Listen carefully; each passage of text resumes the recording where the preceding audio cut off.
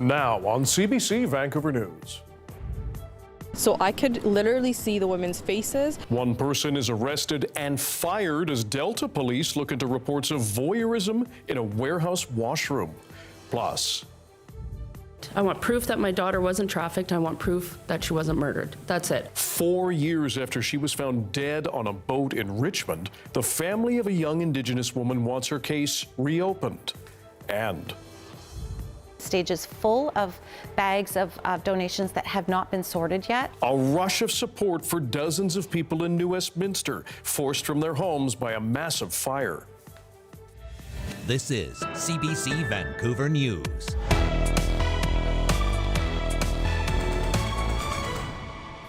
Hello, I'm Dan Burritt. Thanks for joining us. Staff at a warehouse in Delta are shocked amid allegations of voyeurism inside a washroom.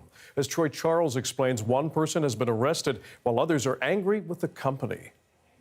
Here outside the FedEx warehouse in Delta, where some employees are protesting after disturbing allegations of voyeurism were revealed. A charity representing victims says 6 women have come forward saying they've seen videos of themselves using the staff washroom on pornographic websites. According to the core movement, employees say hidden cameras were installed on garbage cans inside the women's washroom stalls. They say last week management informed staff that recordings from the washroom had been uploaded to the internet. Delta police say they're investigating the report of washroom voyeurism inside the FedEx's warehouse, and that last week a FedEx employee was arrested and released on conditions pending further investigation. In a statement, FedEx says, upon learning of the situation, we acted immediately, including cooperating with law enforcement, terminating the employment of the individual responsible, strengthening security, and providing counseling and support resources for our team members.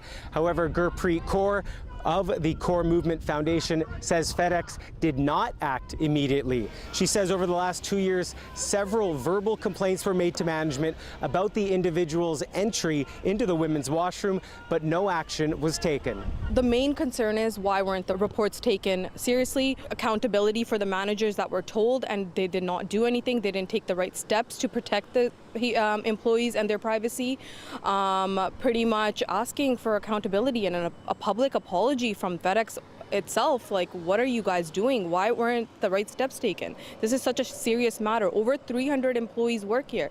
FedEx did not answer our specific questions regarding the timeline of complaints.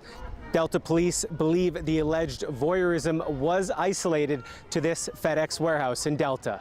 Our investigators are working hard to move the investigation forward, and if there's charges to be forwarded, then we will forward those charges to Crown Counsel. The Core Movement says since workers were informed of the cameras in the washroom, dozens of employees have stopped going to work, some standing in solidarity for their coworkers, others too distressed to enter the building. Troy Charles, CBC News, Delta. The family of a young Indigenous woman wants the investigation into her death reopened. An inquest has reclassified the cause of Tatiana Harrison's death in 2022 as undetermined. John Hernandez has the story and a warning: some details may be disturbing. Her whole case was built on assumptions. I have lost complete faith in the way the system's run. 4 years since her daughter was found dead, Natasha Harrison is still fighting for answers. I would like my daughter's case properly investigated by someone who wants to do it, somebody who cares. Tatiana Harrison went missing in May 2022. Her mother reported her disappearance to the Vancouver Police Department and the Surrey RCMP, but it was Richmond RCMP that found her body. Harrison was found on a derelict yacht in Richmond, naked from the waist down. First, the coroner's service called the death an overdose, but then it was changed to sepsis. Last week, a coroner's inquest ruled the cause of Harrison's death is undetermined. I want proof that my daughter wasn't trafficked. I want proof that she wasn't murdered. That's it. That's all I've asked for. That's all I stood by. In light of the jury's decision, Harrison's family wants the investigation reopened.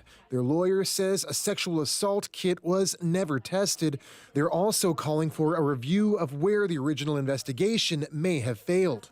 I would encourage our ministry to look at how those agencies can coordinate to effectively combine their resources and take another look at this case, and also review what the missteps were so that this doesn't happen again. The coroner's inquest has put forward 9 recommendations, including better training for police responding to missing person cases.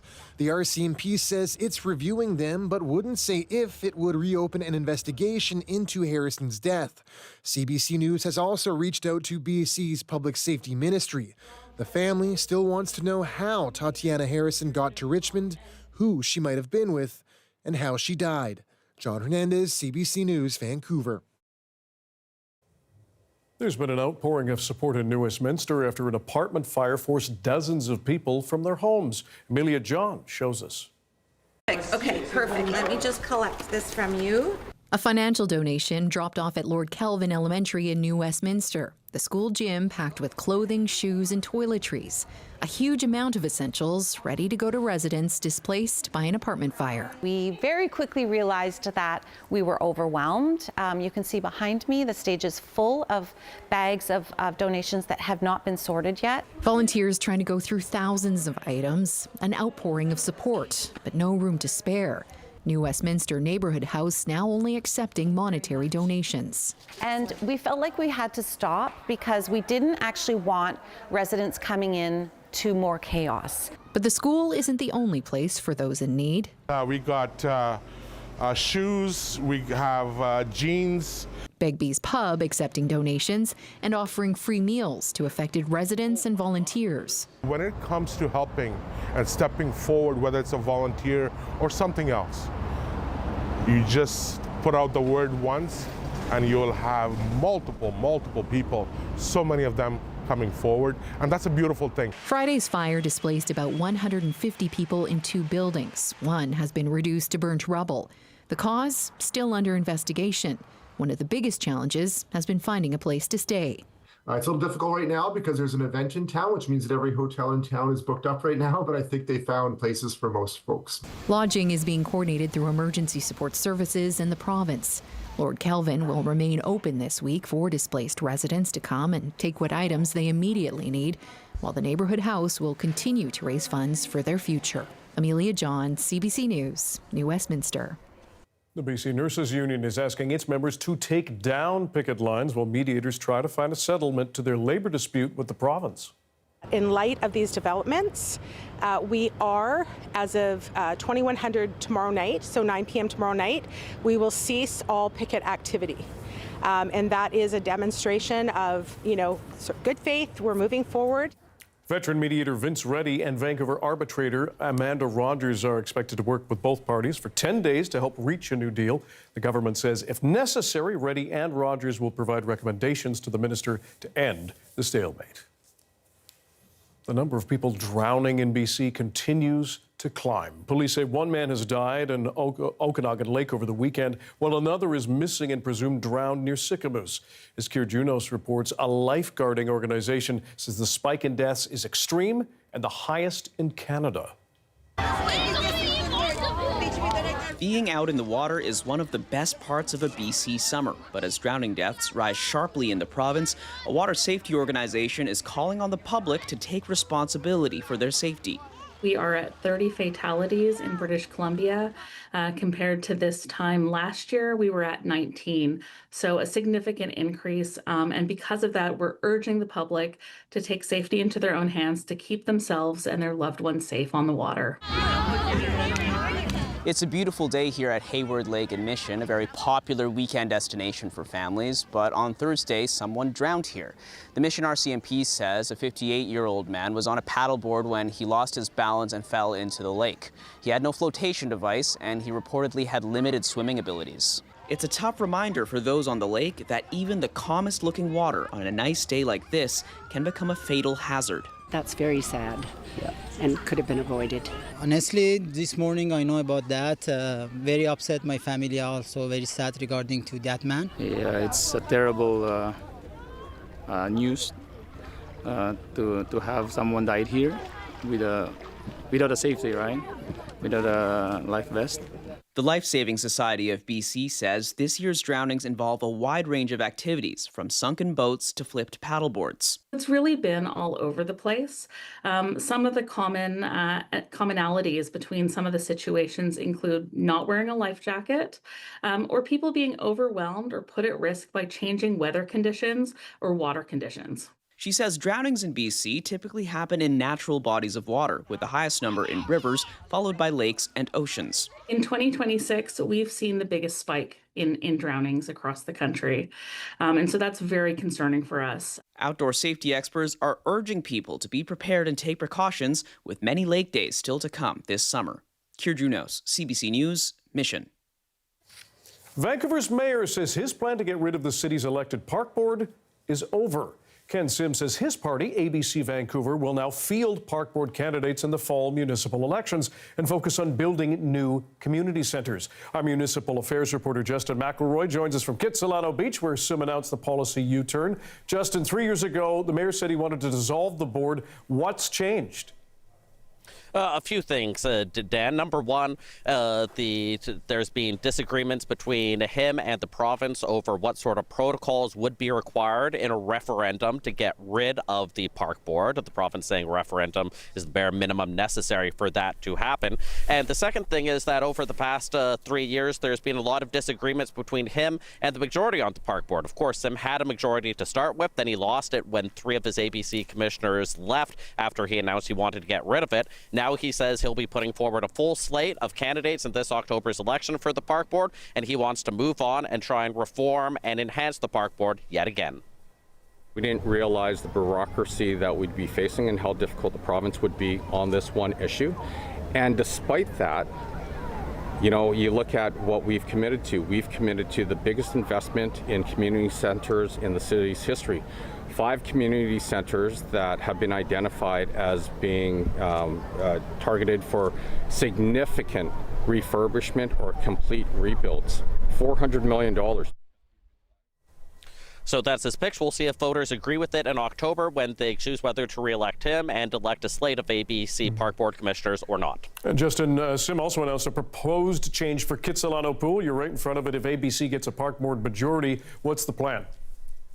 Yeah, well, the plan is, as you can see, it's a little bit empty right now, Dan. They put in a system last year where there's reservations as well as times where people have to mandatorily leave and re-enter the pool to allow for cleaning. That has proven to be controversial with some. Sim today announced a platform that if there's an ABC majority on park board, they would get rid of these reservation slots, get rid of these cleaning times, free the pools, he says. Park board chair Tom Digby of the opposition Green Party, though, says it's working. There is a small minority population that would like to abolish the online booking system. Very disappointed with that because there's people from South Van, there's people from East Van, there's families that come from a long distance to come to Kit's Pool, and that's why we have an online booking system, so that you can be sure when you get here, you can walk right in. Added to the long list of things that voters will have to consider in this October's elections. Justin McElroy at Kit's Pool, thanks very much. Metro Vancouver is downgrading its water restrictions from Stage 3 to Stage 2 after a vital pipe finally reopened. The regional district says a supply pipe that takes drinking water from the North Shore to Vancouver is flowing again. It was closed in October while work was being done on the new Stanley Park Water Supply Tunnel project. Stage 2 restrictions still ban lawn watering, but you can use sprinklers and soaker hoses for watering landscaping and trees. You can also top up pools and hot tubs again and wash your car or your boat at home. Darius Madavi, I don't know if you own a boat, is here with the first look at the weather. I do not own a boat. Very good. Neither do I. Dinghy perhaps one day. Fingers crossed. All right. Let's talk fires. We're going to mostly focus on this later in the show, but just wanted to mention 22 active fires right now with a net gain of 2 in the last 24 hours, although the Wildfire Service has put out 5 fires in the last 24 hours. I also want to talk about temperatures. Those are going to be climbing over the next few days, especially for folks who are further inland. Those temperatures climbing pretty quickly. Overnight tonight, we see temperatures getting down to about 11 degrees in Metro Vancouver, and then we come back up tomorrow. So we're planning to be an outdoor watch game for FIFA. Should be nice. Okay, thanks very much. Thank you. A Colombian soccer player in hiding after his team lost their knockout stage of FIFA in Vancouver. That story's next.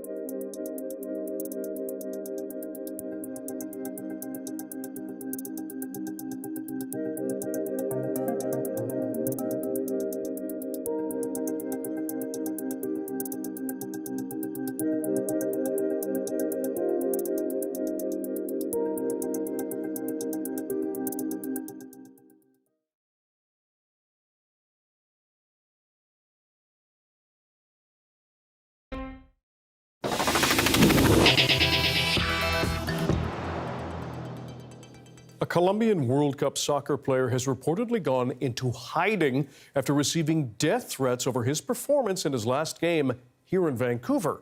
As Caroline Margout explains, the Colombian Football Federation is now calling for an investigation. A week after Colombia lost to Switzerland at Vancouver's BC Place, ending their World Cup run, the whereabouts of midfielder Hamilton Campas remains unknown. Colombian media reports he hasn't returned home because of death threats. For this moment, a missed goal in the crucial final minutes that could have won the game. I can't even imagine if he has to go into hiding, and it's not like there isn't an example of what can happen if in the eyes of the Colombian fans, you don't do what you're supposed to do. In 1994, Colombian player Andres Escobar was shot and killed 10 days after accidentally scoring a goal on his own net in a World Cup match against the U.S. The man convicted of his murder was the driver and bodyguard for powerful drug traffickers who reportedly lost money on bets. Colombia was in a really different place as a society from where it is now. So I was, to hear about this, it obviously harkens back to then and also is really disheartening in a lot of ways.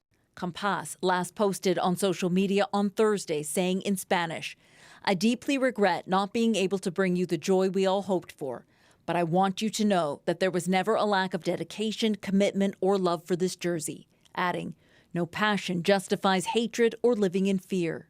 The Colombian Football Federation has called on the Attorney General to investigate, saying, "Football should be a space for unity, respect, and hope, never a venue for hatred, intimidation, or violence."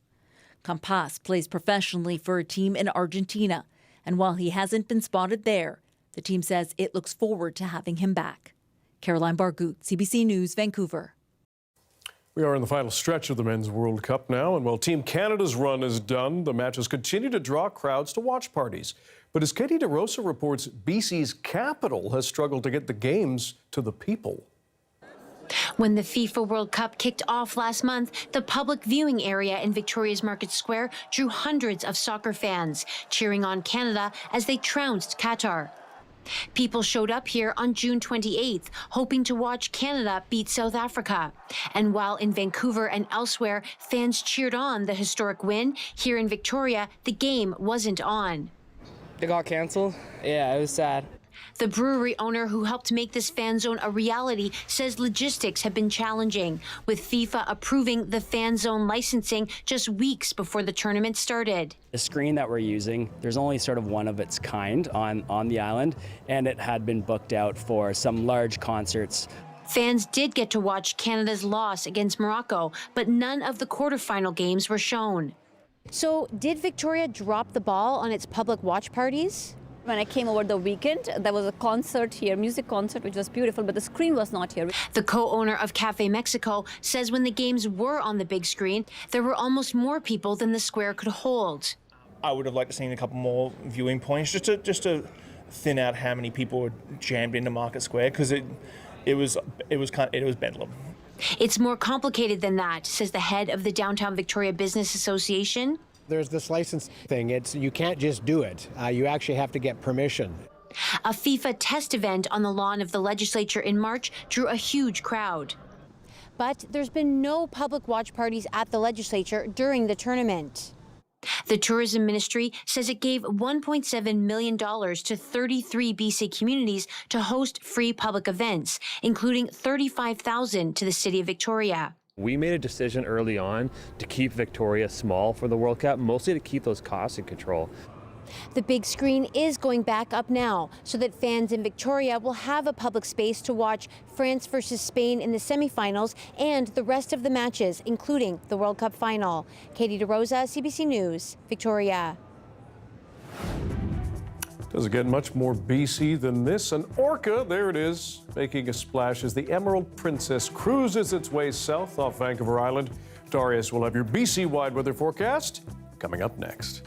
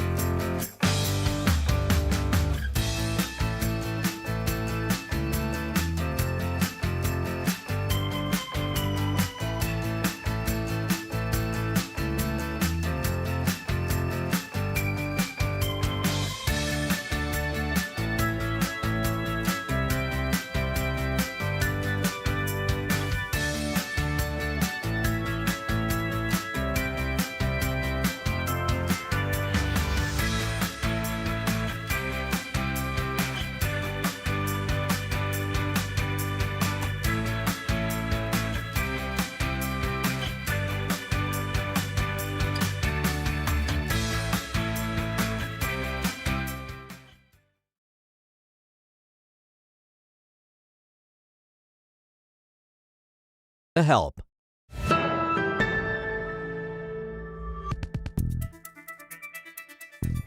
New details, but still few answers tonight from Toronto police about the deadly mass shooting at a crowded street festival this weekend. We now know the names of the two men killed, but still no word on who pulled the trigger. Many in the community still in shock, some gathering for a vigil tonight. And as Jennifer Yoon explains, the police investigation is just getting started. The police tape is gone and businesses have reopened, but on the street in Midtown Toronto, there are still deep scars. This is the same spot on Saturday night when a shooting at a jam-packed street festival left 2 dead and injured 5. Police now releasing the names of the 2 men killed. 25-year-old Shaquan Kwashi and 20-year-old Cesar Vernaza. Investigators say they knew each other and that they were targeted. But the chief did not share any suspect information, wouldn't say if the men themselves were suspects or if they were innocent bystanders. I'm saying that they were targeted, and in the process there was other people that were struck by gunfire.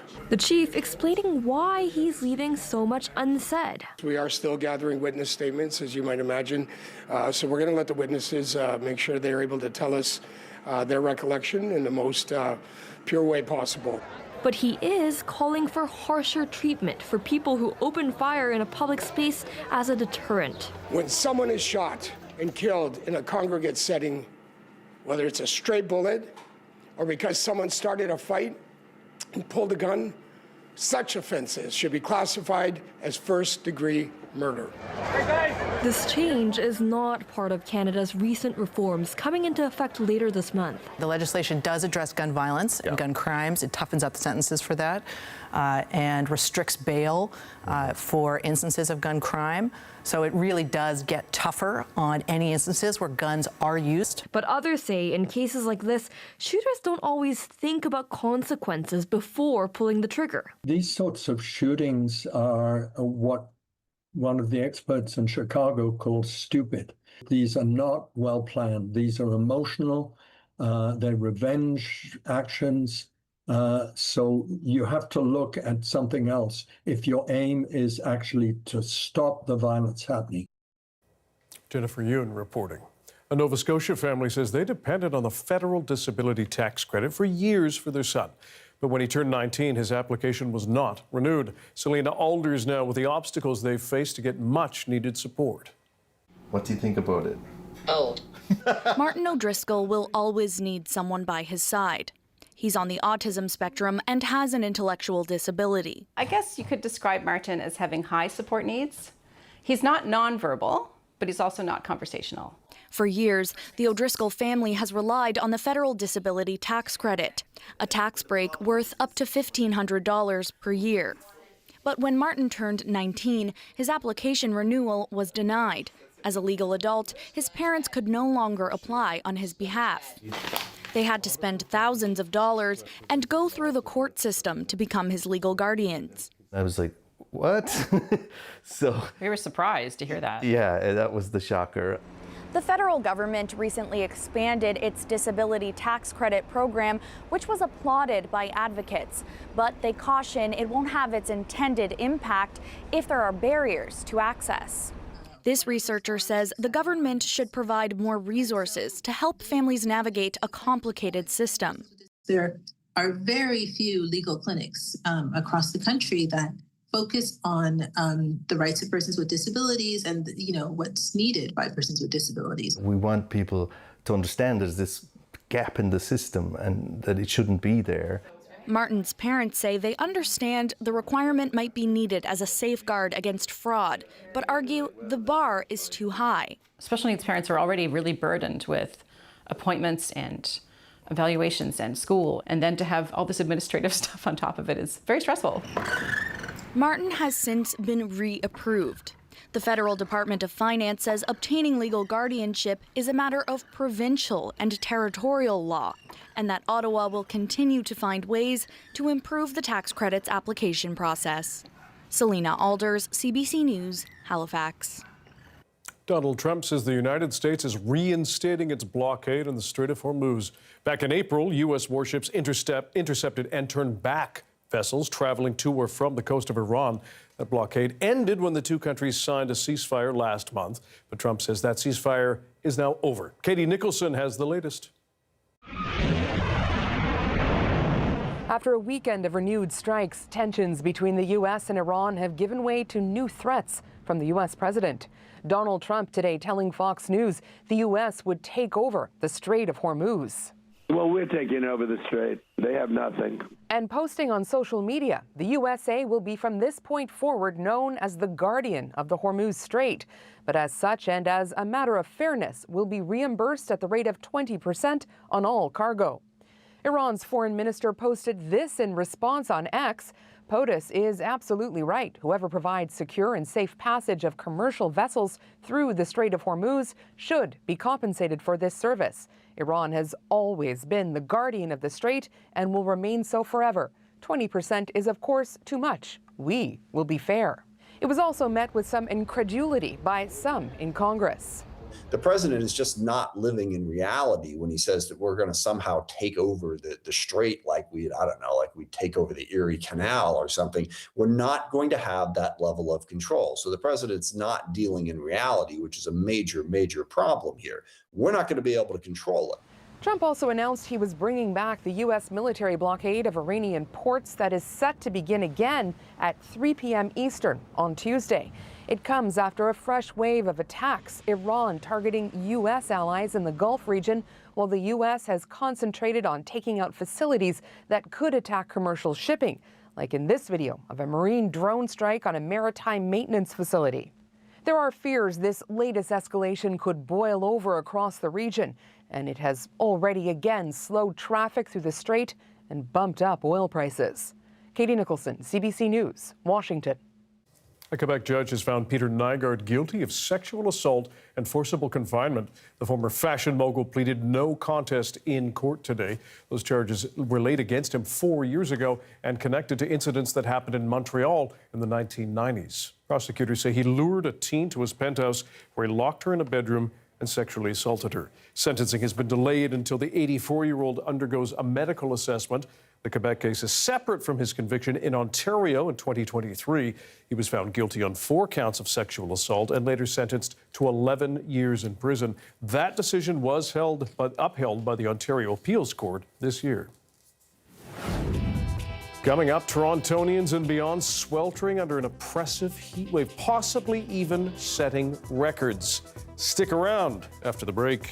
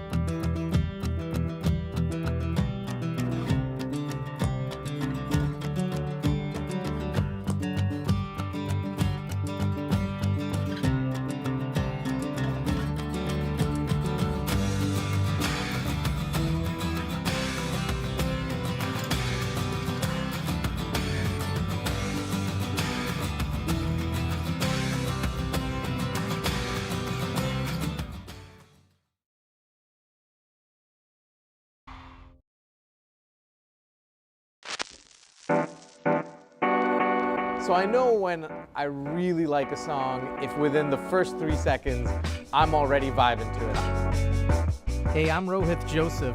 Vibin' is the new show all about discovering great new songs and fresh artists from across BC and beyond. It's not one person dictating what good music is. It's the community sharing what good music is. Stream Vibin' on CBC Listen.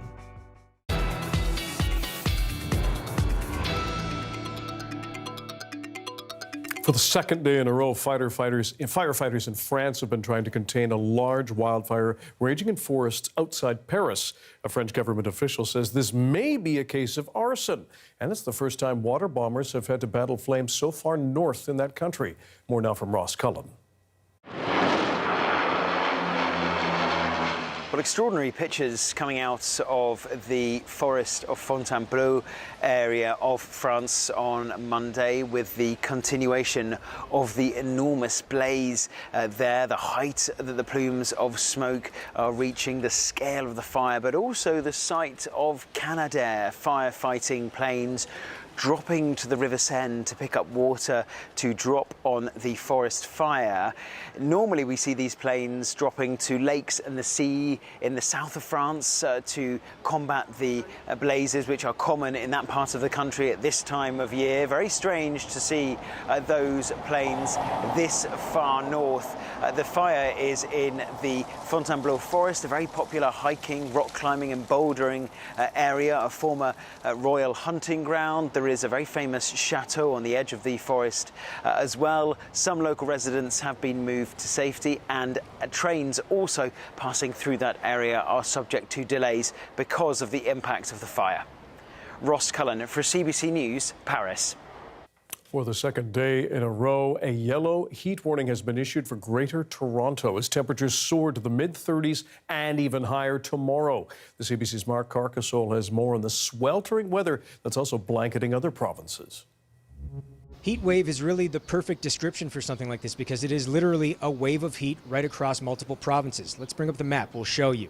These various alerts and warnings from Environment Canada, yellow to orange, less severe to more severe, stretch from the eastern edge of Saskatchewan over to the western edge of Quebec. Through that stretch, here's what you're seeing. Minimum temperatures fairly comfortable, 19 to 24 degrees, but keep in mind those are the minimums. Your maximum temperatures through that stretch, 34 to 40 degrees. In some parts of the country, those are the hottest temperatures we've seen this year. Then you factor in the humidex values, that could make it feel anywhere from 42 to 45 degrees. It is going to be warm overnight too. The darkness is not going to bring much reprieve, so prepare for hot summer nights as well wherever you are. Now, we've been speaking to people about it. For instance, let's start off with the family we met from England. They're here on vacation, escaped a heat wave over there to land right in another one here. They were skateboarding in the park, doing all kinds of jumps and flips. Strenuous activity, the very thing you're not supposed to do in this heat, but they don't seem too worried about it, and neither did many of the people we spoke to today. Yeah, it's a bit warm to be doing this. Any tips and tricks to stay cool? Just stay in the shade a little bit, I think, and keep hydrated, drink water. Yeah. I like 25, 35. No, not 35. 25, 30. Yeah. Like that. 45 is a little bit out of the zone of comfort. No, 45 is too much for me. But you need to drink and hydrate, and electrolytes like Gatorade and stuff like that is the best. And make sure you don't use the sugar-free. Use the ones that have some sugar in it. They're better. Man, wise words. I'm a nurse. Oh, you're a nurse. There you go. Now, the most intense heat is expected to peak Monday and Tuesday. However, the hot weather will be around for the majority of the week. There are also various air quality warnings in effect, mainly in central Northwest Territories and on the western edge of Quebec. These are in areas where there are active wildfires. There's a lot of smoke in the air, so there are concerns for respiratory health, low visibility as well. As always, experts warn to look not only in yourself, but also in neighbors, especially the elderly, for signs of heat exhaustion. Headache, nausea, dizziness, confusion, intense fatigue. If you encounter that or someone around you encounters that, they encourage you to stop what you're doing, drink water, get to a cool area. If it's a really intense case, call 911, place ice packs around the body. The main advice that you should always keep in mind during weather like this, drink lots of water. Mark Carcassole, CBC News, Toronto. This weather update is brought to you by Elections BC. Rules for local elections come into effect on July 20th. Elections BC is here to help.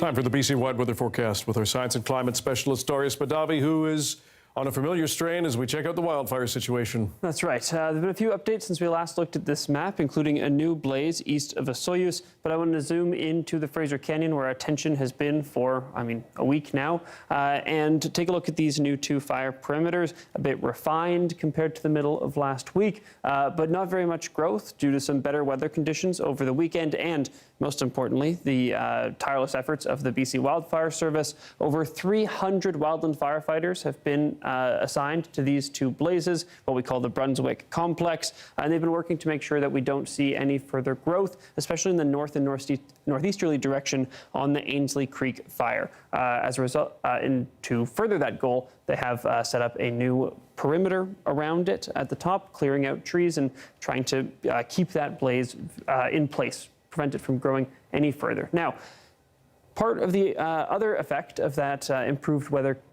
activity over the weekend has been a serious reduction in the amount of smoke being put off by those fires. Locally in the Fraser Canyon, a decent amount of smoke still, but right now a lot of the haze that's happening in BC is coming down from the territories instead, coming down from the northern BC border, and that improvement has been felt very strongly, especially in places like Kamloops.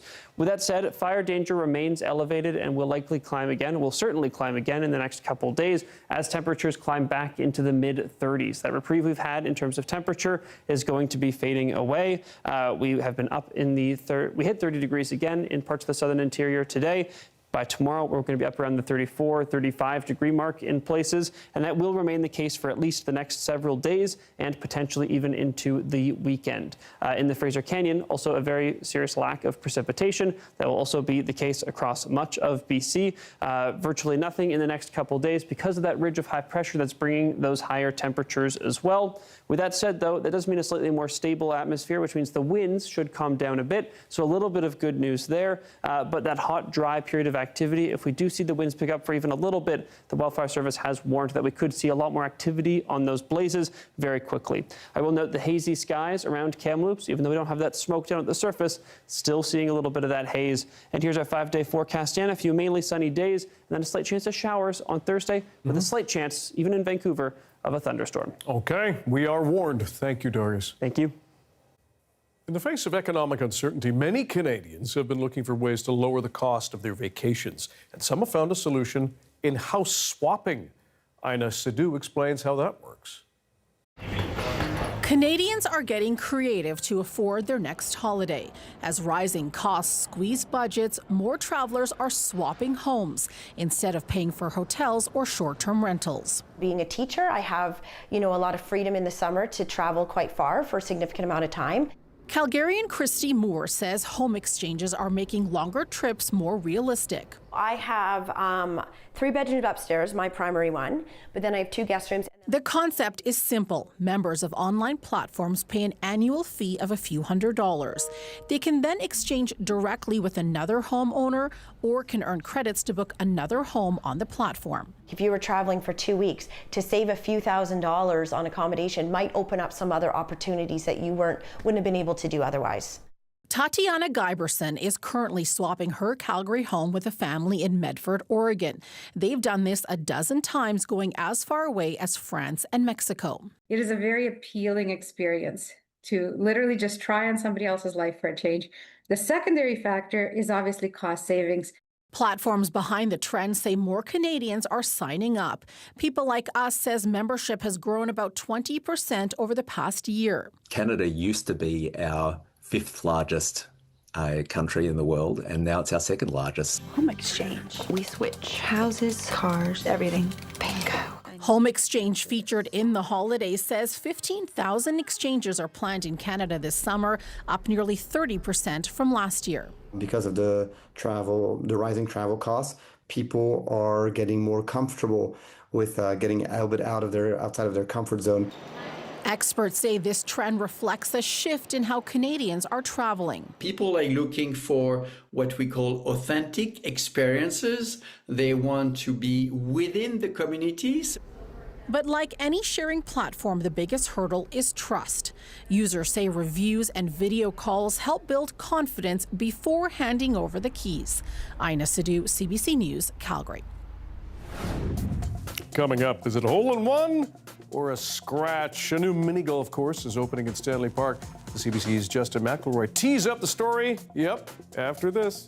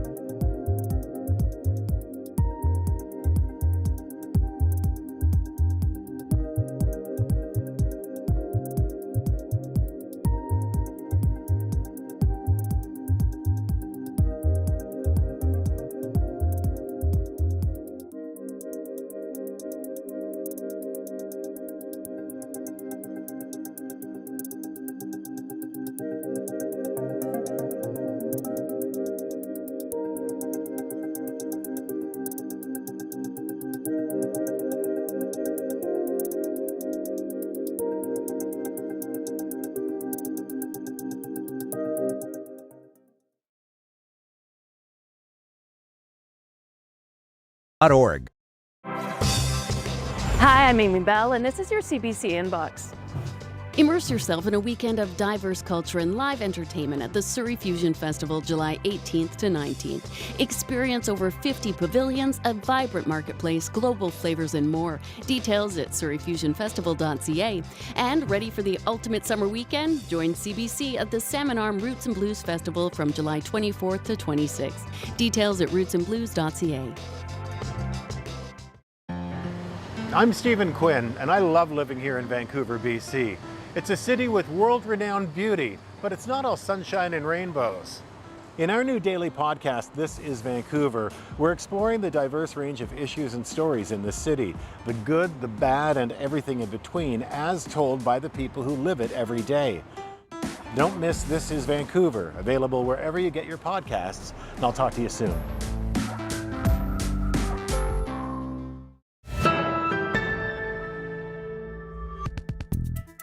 A new attraction in Vancouver's largest park is now open, but at $25 a pop is the new mini golf course in Stanley Park a hole-in-one or a duff? Justin McElroy teed off with Park Board Commissioner Scott Jensen to find out.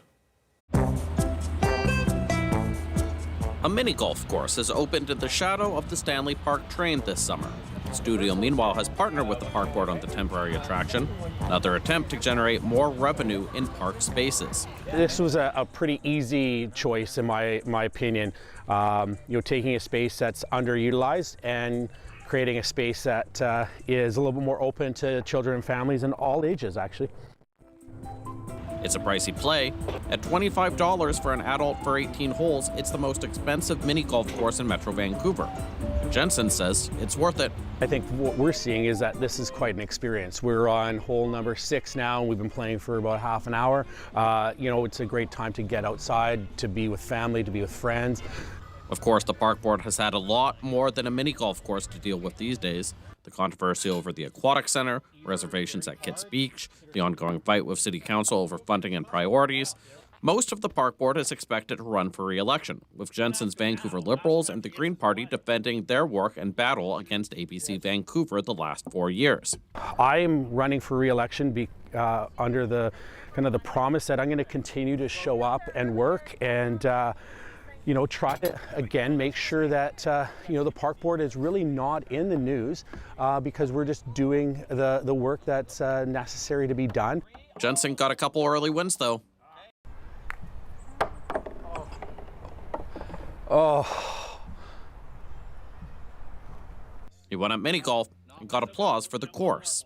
This is a lot of fun. It's totally different. Every single hole is something we've never experienced before. The price isn't too bad, and especially for just how pretty it is outside, it's definitely worth it. It's a review the Park Board will be happy to hear, but when it comes to voters this October, there's a lot more than these 18 holes that will determine whether they have a winning shot at re-election. Justin McElroy, CBC News, Vancouver. An animal not usually seen in BC has been spotted numerous times off Vancouver Island recently. Experts say the long-beaked common dolphin rarely travels this far north, but something specific brought it here. That was the juvenile that we posted about on our social media of a long-beaked common dolphin. Well, how cool is that? To think that they've come here as part of their summer holiday, but at the same time, the fact that these are what we call a vagrant species, like they don't belong here.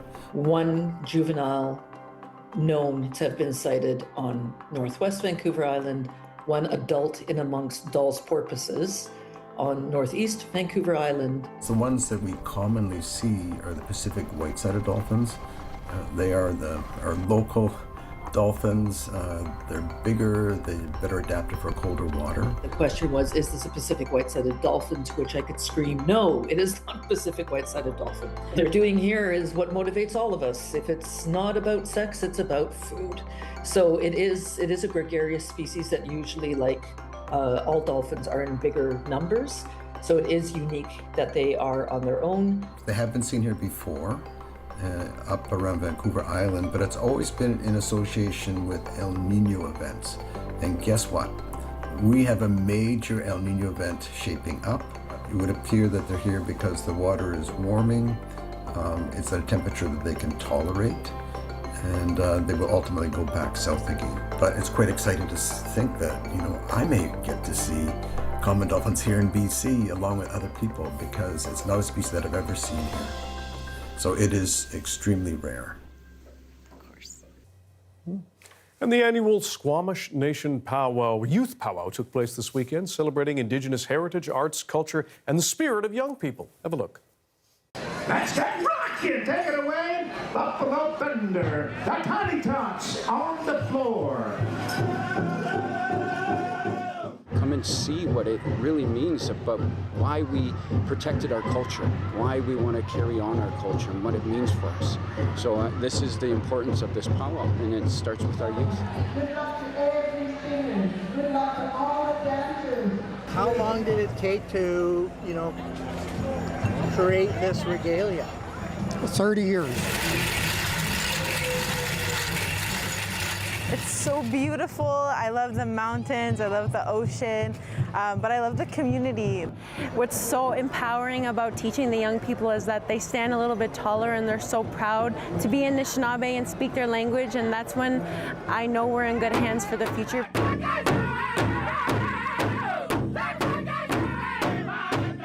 And when they come together and they start to dance, we have a competition powwow. It's about competition, but it's friendly. I have to tell you, it's absolutely stunning, your regalia. It was all done through prayer, fasting, and dedication.